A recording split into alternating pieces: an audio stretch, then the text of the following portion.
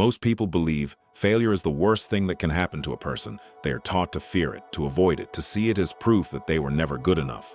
But failure isn't what destroys most lives. There is another decision, far more dangerous, and almost no one talks about it. Because it doesn't look like a mistake. It looks safe. That decision is waiting. Waiting feels responsible. It feels mature. It feels like the smart thing to do. You tell yourself you're not rushing because you want to be prepared, because you want the timing to be right, because you want more certainty before you move. You're not saying no forever. You're just saying not yet. And at first, that choice feels harmless. It even feels wise. But time doesn't stop while you wait. It never does. Weeks quietly turn into months. Months slowly turn into years, and without realizing it, your life begins to run on autopilot. You wake up, follow the same routines, make the same safe decisions, and tell yourself that stability is progress. Nothing collapses, nothing breaks, nothing obviously goes wrong. And that's exactly why this decision is so dangerous. Failure is loud. When people fail, something breaks. People notice, and they're forced to respond.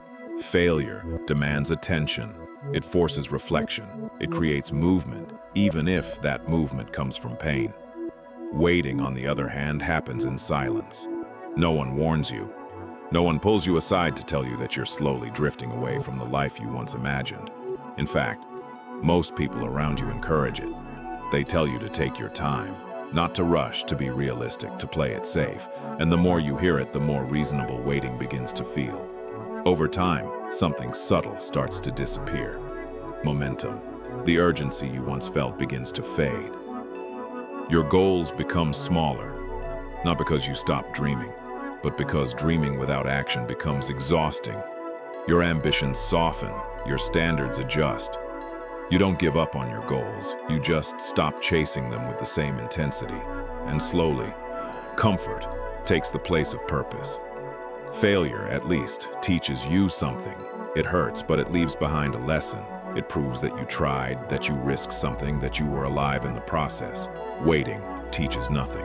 It slowly convinces you that this is just how life works, that people naturally settle, that passion fades with age, that safety matters more than fulfillment.